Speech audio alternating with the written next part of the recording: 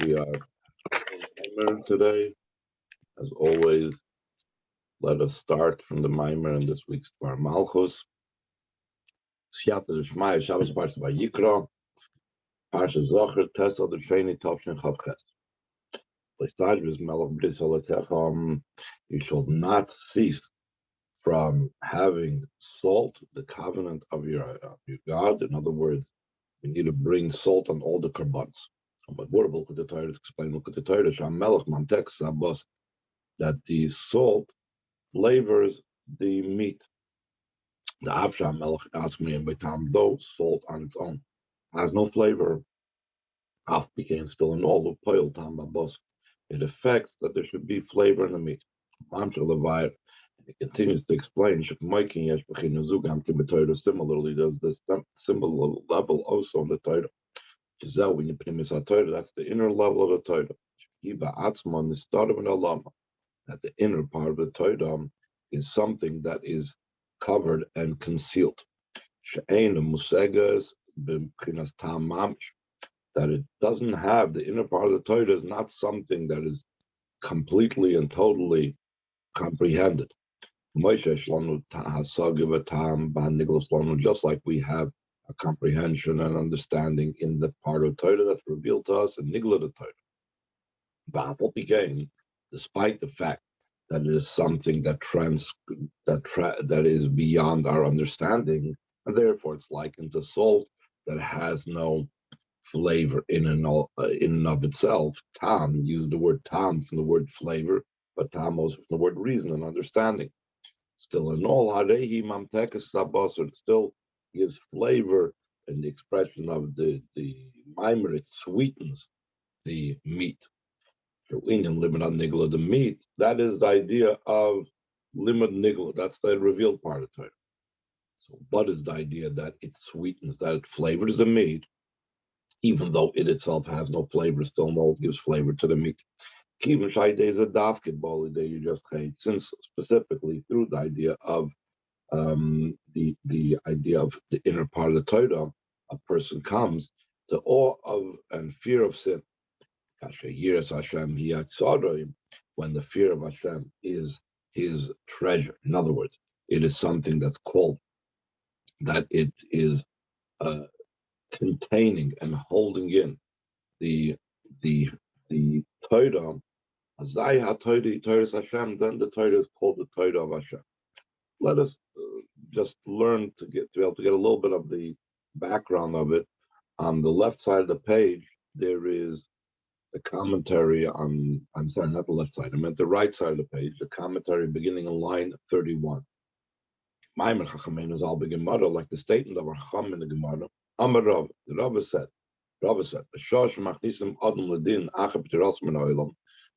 when a person is brought in for judgment after his passing from this world, they tell him, did you deal in business faithfully, honestly? Another question they asked, did you establish set times for Torah study? Another question is asked, were you involved in being fruitful and multiplying? Another question is, did you look forward for salvation? Did you hope for Mashiach? Did you look forward for Mashiach? Another question is, did you go into wisdom in a way of pilpul? In other words, using your analytic abilities, not just accepting things just because it says so.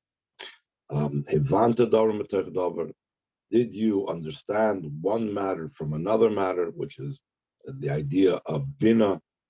Bina is to derive one halacha, let's say, from another halacha.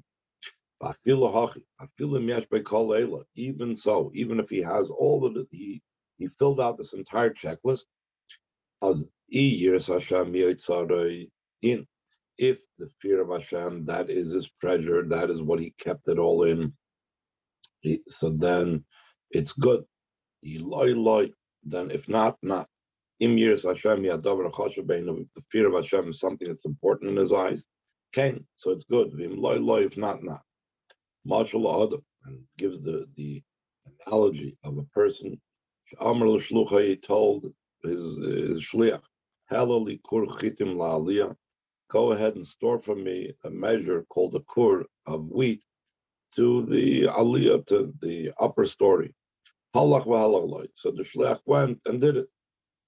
Amar loy. So the person that sent the shliach asked him, Iraftali behen kav chumtin. Did you mix in a small measure of chumtin? Kav in comparison to kur is a small measure. What is chumtin? It's a type of earth that you mix it in amongst the wheat so that the wheat should be preserved and should not become wormy. Amrloi, so Shliach told him, "La, I didn't." Amrloi, so the owner told him, top of the next second column in the left side of the page now, it would have been best if you wouldn't have brought it up. So therefore, he goes on to say that this kav chumtin, that's the preservative that's necessary. That's like the chassidus. Like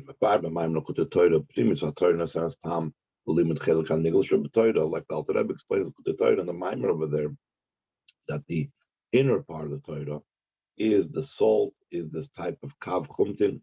I think it even said, if I remember correctly, this kav chumtin is a salty type of earth, if I remember correctly. It gives the flavor into the part of Nigla Torah, Mevil Yiras Hashem, and brings it to the fear of Hashem. Nimshul kav chumtin Hashem call it's likened to this kav of chumtin that protects the entire grain, the entire crop. And that is something that needs to be mixed in with the rest to be able to add as a preservative. By the way, there was a story, I don't remember if it was maybe Reb Chaim Brisker asked the Rebbe Rashab, Chaim Brisker, well-known literature, Godel and so on, asked the Rebbe Rashab about why do they spend so much time in Temket Mimim learning the Chassidus. Even what it says, he was familiar, I guess, what Alter Rebbe says with the Torah says that a kav in comparison to a kur is insignificant, whereas the amount of time that they were learning Chassidus was like they would learn, trying to remember what it was, a quarter, a third of the day they would learn Chassidus. So he was saying it's the ratio wise is not correct. To preserve, you need to have the correct ratio. So the Rebbe Rashab answered, true, you need to, the kav is only very little, but it says, did you mix it in? In other words, it has to be well mixed, and that's for that reason we need to spend more time learning Chassidus. Even a small amount of Chassidus has this power to be able to preserve and bring us to Yerushalayim and give flavor to the nigla that we learn. But it needs to be well mixed, and that's what takes a lot of time. Okay, let's learn another ois before we open it up to questions. Ois base. In the continuation of the Maimer Niglis, as an introduction to explaining the advantage of and the quality of learning Nigla. In other words, now we spoke about the special quality of Primis HaTorah. Then the Maimer also speaks about, if so, why do we need to learn Nigla at all? So by way of introduction to that, it explains Mevair. Torah is the wisdom that's not Tzilus, Shabam, Melubish, Erensof, Baruch Hu Mamish. That in it is enclosed Mamish, the infinite light of Hashem. Concerning this statement of the Alter Rebbe, the Tzemach Tzedek adds in the parenthesis. Therefore, the Torah is called the mashal of the Kadmoid. Kadmoid means Hashem, who is preceding everything. Mashal is, in the simple sense, it's brought down Mashal Kadmoini. That's the one that's the Eibishter gave the Torah. It's considered the mashal of the early one. But the way Chassidus explains it is mashal, and we're going to speak about this more at length. A mashal, metaphor, an analogy, contains within it the idea that you're trying to communicate. Similarly, the Torah is a mashal that contains within it the kadmai. Hashem himself is vested in Torah, embedded in Torah. Let's see how Tzemach Tzedek explains it, how the Rebbe elaborates upon it. So he says, Shehi bechinas chachmei la. The mashal akadmoini, the mashal itself, the container, the vessel, that's chachmei la vatzilus. Shuhu kli, it's a vessel la'orin saf baruch hu, the infinite light of Hashem. Shu kadmoini shaloylam, that He is the one that is the first and the previous and the early one of the world before the world was created. So that's what it means that Torah is Mishal HaKadmoini, because Torah is Chachmei La. Chachmei La is the mashal, the vessel that contains the Kadmon in it.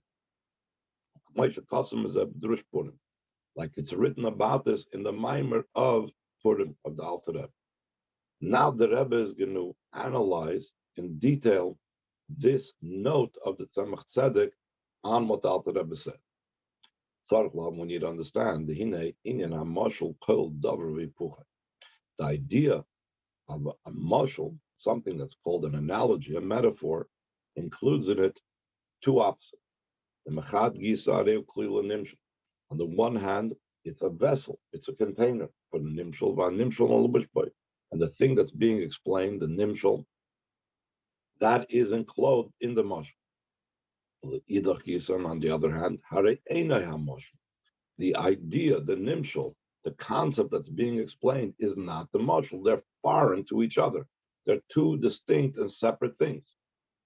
The Rebbe goes on to say even more so, top of the next page, the who, mailim ala nimshal. The mashal actually conceals the nimshal. So instead of having the idea, you're having the nimshal. You're having the mashal. Like, for example, you have Mishlei Shloim. Mishlei, the Sefer Mishlei. It speaks in metaphors, and if one is not privy to the ideas, it's completely covering it over. Like, for example, it says, Eishes Chayil Ateres Bailu. Like I repeated many times, people think it's talking about the person's wife. It's not talking about our wives. It's a mashal. It's part of Mishlei. It's a proverb. That's what it's called, proverbs. It's a mashal for either Torah or Malchus Datzilis or the level of Shechina, whatever it is. But Shlomo Melech is not talking about wives. He's not out to explain what women are or are not. True. As my wife points out to me when I mentioned this to her, that a mashal has to be correct. So obviously, the mashal is speaking about the wife, but that's not the idea that's trying to be communicated.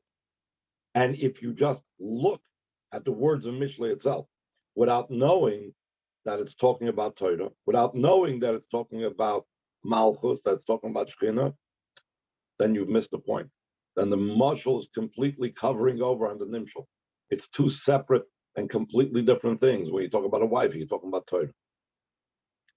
Then the Rebbe goes on to say, top of page 12, line 1, like the expression, the language of the Torah, Drush Purim Anal Shemetzayin Tzemach Tzedek, in that mimer of Purim that the Tzemach Tzedek is pointing to as a note, and he says, like it's explained in the mimer of Purim.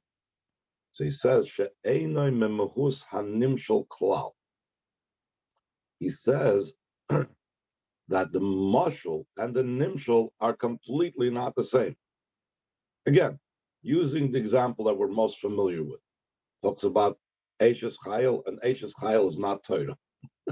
You open up a Gemara, that's not an Eishes Chayil, and Eishes Chayil is not Torah. They're completely separate things. And therefore, if you are taking it at face value, then it completely conceals on the nimshal. Since in the Maimer of the Torah, it speaks about the advantage and quality of Torah. That in the Torah, it's enclosed the infinite light of Hashem Mamish. That's the whole point that he's trying to tell you. That when a person studies Torah, he is connecting with the Ein Sof, and the Ein Sof is enclosed in Torah. And to explain how the Ein Sof is enclosed in Torah, he gives an example of how a mashal is enclosed in a nimshal. So the Rebbe asks, in a way that seems to defeat the purpose. we're saying that it's like the mashal and clothing and nimshal, but a mashal and nimshal are very far apart. Are we trying to emphasize how the Oir and Sof and Torah are very far?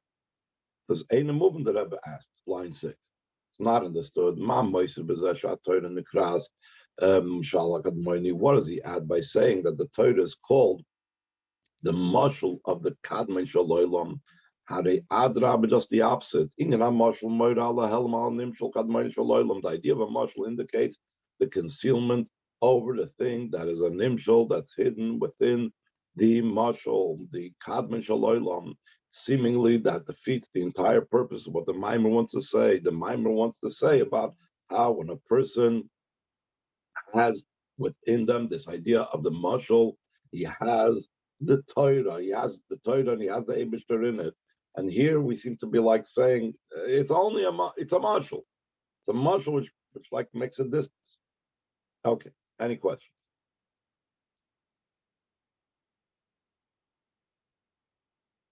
Questions. Okay. Line 10.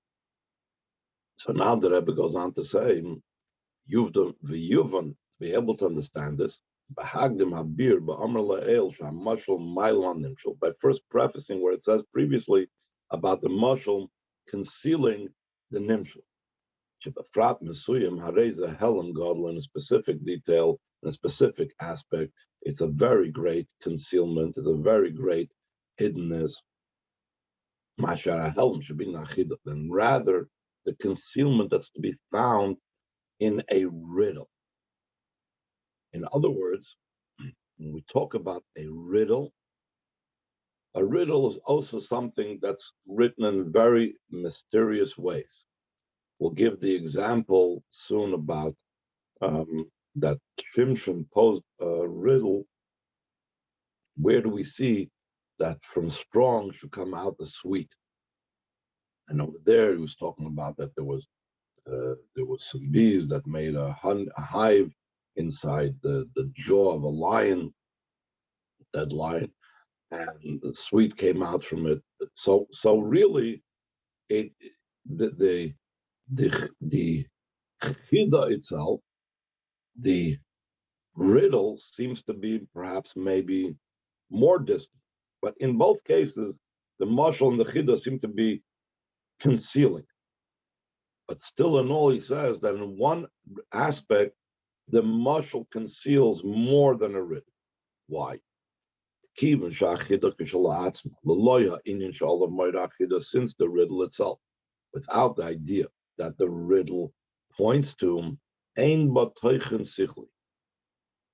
when you say a riddle, it's not something logical. A riddle by itself is just some type of phrase and some type of question that really defies logic and makes no sense. From strong comes out sweet. What does that mean? Or we could think in our mind different types of riddles. In the Kriya Vagdusha that the Frierdiker Rebbe put out, the magazine during the Second World War, there was at the end, there was like these mysterious, like maybe not even modern riddles. There were Oisius Perchas, they were called. Anyway, a riddle itself has no content to it, has no understanding and meaning to it. Oishiyafil Bestirid will say, or it's even contradictory to intellect. Like the riddle of Shimshon that from strong come out sweet. Normal person thinks about strong is not a source for sweetness. Strength is a source for difficulty and hardness and so on. And sweet has to do with things that are soft and pleasant and so on.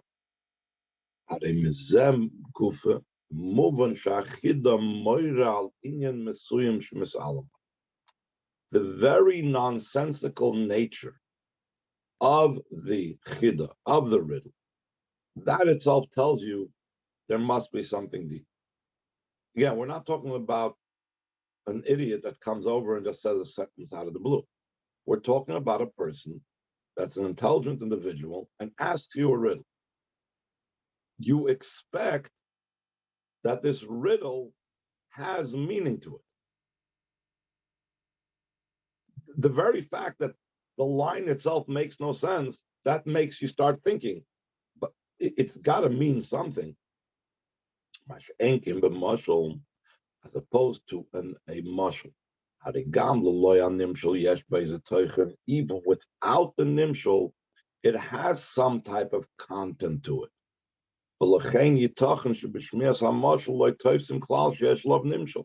Therefore, could be when one hears a mashal, not always will you grasp that there is a nimshal. Let's go back to the classic case we were talking about before. Eishes Chayla Teres Baila. People think that you're supposed to read it. Simson Kipshutai. Shlomo Melech is talking about a woman of valor. Why? Because it seems to be talking about a woman of valor. So unless you have somebody to point out to you, you know what? Shlomo Melech is not out to talk about the women of valor. He's trying to impart a message over here. So then he said, there's something deeper. But just looking at it by itself, you could think, yeah, woman of valor does this, was that, does the other thing. Fine, good, beautiful.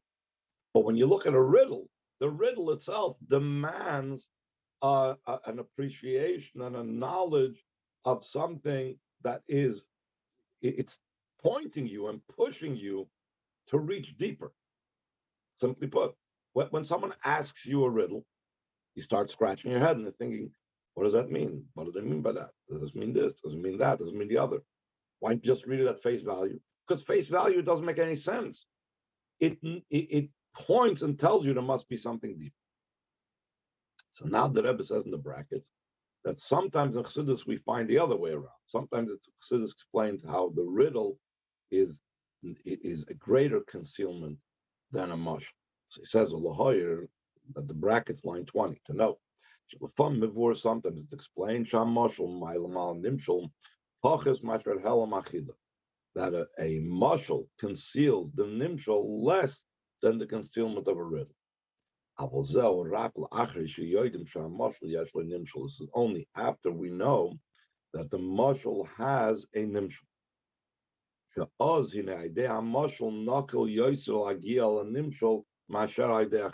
Then through the mushal, it's easier to reach the nimshal than through a riddle. In other words, like this: when one is aware that this is a mushal only, and they realize that when they're reading Eishes Chayil, it's in Sefer Mishlei for the word mushal. So then it is much easier to arrive from the mushal to the nimshal. There's a lot more explanations, a lot more understandings, a lot more what to elaborate from. But a chida is, as we know, it can often be stumped by a riddle a lot more than by a mushal. A riddle is by its very nature very concealed. So in that regard, when we know that the mushal is pointing at a nimshal, so then the chida is a greater concealment. The riddle is a greater concealment than the mushal.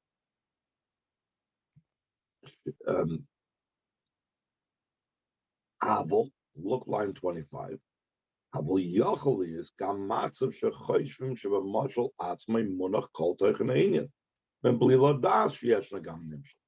But it could be that some people could think that in the mushal itself, that's all it is. Take it exactly at what it says. Take it at face value, without knowing that there's a nimshal over here. And therefore, the mushal is considered a greater concealment than the riddle. So if a person doesn't know that Eishes Chayil is talking about the Shechina, or it's talking about the Torah, or it's talking about Shabbos, etc., etc. So then it's a greater concealment because no one thinks of scratching the surface and thinking any further. But by a riddle, the very nature of the riddle forces us to scratch our heads and think further. So anyway, getting back to what we're talking about at the beginning, that in that mimer, that the mushal, that idea that the mushal conceals the nimshal is a much more powerful concealment. So 2 lines from the bottom of page above, it says, and this is connected to what's explained over there in Kudei Torah, between being involved in the revealed part of the Torah, limud halachas Torah, studying the halachas of Torah, שהאדם הלומד משיג וטויפס מהוס ועצמיס החוכמה שבהלכה. The Rebbe over there, the Alter Rebbe explains that the advantage of learning Nigla over Primis HaTorah is because when one is learning Nigla, their grasp of the topic is so much stronger. When one is learning Primis HaTorah, it's a very amorphous type of grasp because the topics are so vague and difficult to comprehend. So, the Kivan Shemedaberes Binyanim Gashmim Shemuhusan Musig, since it speaks about physical things, that what they're talking about is comprehended. Versus the limit Chachsa Kabbalah versus the studying of Kabbalah, that Kabbalah is not something that the person that's studying truly grasps what they are studying. While there's a limit Agadas, Sipuri Torah, similar when we're learning the different Agadas and stories of the Torah, it's very often very difficult to grasp because the concepts over here are very spiritual. So he says, the point that he's trying to say is the halachas of Torah that's enclosed in intellect are similar to a mashal. Why? Because we could be fooled. Just like a mashal that can fool us into thinking that that's all there is, the same thing, when we learn the halachas of the Torah, the revealed part of the Torah, we could be fooled into thinking that that's all there is to it. When you're learning Kabbalah and you don't understand, you know there's much more depth to it. When you're learning the Agadas, when you're learning even stories of the Torah, which are like mind-boggling, that itself tells you there's something deeper.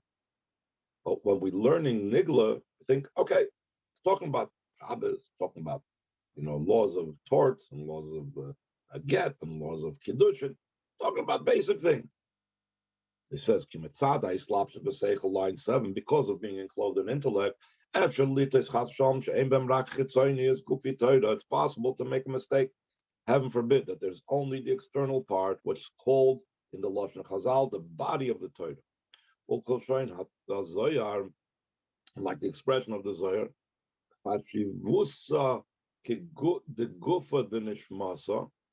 it is being that the considering of the importance of the body over the soul in a similar in a similar way, there is the Torah has a body, which is the bodies of the Torah, the halachas of the Torah. Nishmasa the ikar the koila iraisa mamish. The nishmas of the Torah, that's the primary thing, and that's the true Torah. That's the Torah, the way it's a Chachmei law. That there is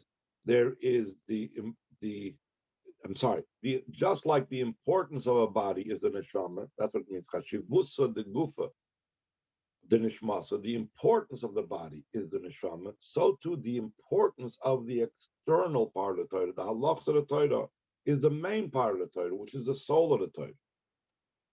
So that is all a mistake that we can make, and we could think that there's only the bodies of the Torah, there's only the halachas. That mistake will only take place in the revealed part of Torah.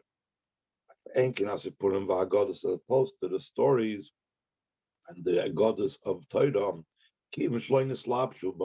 since they were not enclosed in directives, in things that we have to do or not supposed to do. That's the meaning of the expression Torah and the idea of Torah. So we could see in this that they hint at the secrets of the Torah. Dugmas achida, similar to the idea of a riddle. So the revealed part of Torah is like a mashal, because just like a mashal, you could think that all it is a mashal, there's no nimshal to it. Same thing, nigla, you could think there's nothing else beyond the mashal. Nothing else beyond the simple reading of the nigla. When in truth, there's the neshama of the Torah. Whereas in the pnimius HaTorah, over there, that's like a riddle, because just like a riddle points you and tells you that this is trying to show you something deep. The same thing, the pnimius HaTorah is trying to show you something deep. Any questions? How does this, like the stuff in Ein Yaakov, is that applied